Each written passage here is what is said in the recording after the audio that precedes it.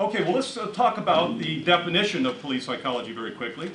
And this I've taken directly from the American Psychological Association Committee on Recognition of Specialties and Proficiencies in Professional Psychology, otherwise known as CRISP.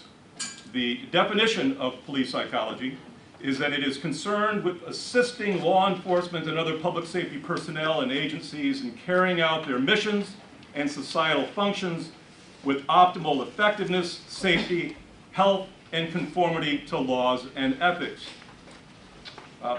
It consists of the application of the science and profession of psychology to four primary domains of practice: assessment, clinical intervention, operational support, and organizational consulting.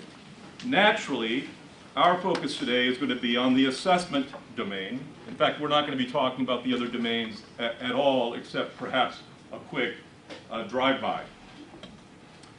Police psychology requires at a minimum distinctive knowledge of the essential functions of police and public safety personnel, the working conditions unique to their respective positions, common and novel stressors inherent in public safety work, normal and abnormal adaptation to occupational stress and trauma, research pertinent to resilience and recovery in public safety personnel, and the unique aspects of confidentiality and testimonial privilege when evaluating or treating public safety personnel. So, psychologists who practice in the domain of police, in the assessment domain of police psychology, in particular, require knowledge of the laws pertaining to the assessment of peace officers, procedural rights of police officers, labor management rights and obligations, and limitations on disclosure of confidential information when conducting employer-mandated evaluations. These are laws that are particularly important, but certainly your knowledge and competency in understanding the laws applied to assessment should not be limited to this category of laws alone. So the assessment domain consists of lots of different services. There are 57 activities in police psychology that are categorized in the four domains. 57.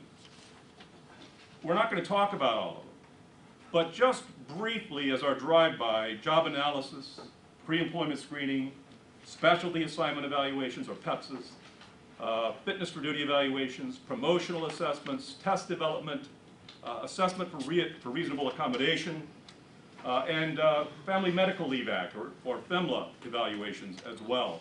All are part of the assessment domain, and there are others as well. Those who practice in the intervention domain includes counseling of peace officers and their families, critical incident early intervention, post-incident disability recovery, wellness programs, mental attitude preparation, intervention-related training and education, teaching at the academy in resilience can also be a part of the intervention domain. The operational domain, the sexy, exciting stuff that Jim does. Criminal profiling, psychological autopsies, crisis and hostage negotiation, counterintelligence, indirect assessments, threat assessments, operations-related consultation, responding to issues and needs that affect the role of a peace officer, engaging in activities that assist them in performing their roles. These other activities only help to create context and conditions that allow them to do their work. This is actually engaged in the work of a police officer.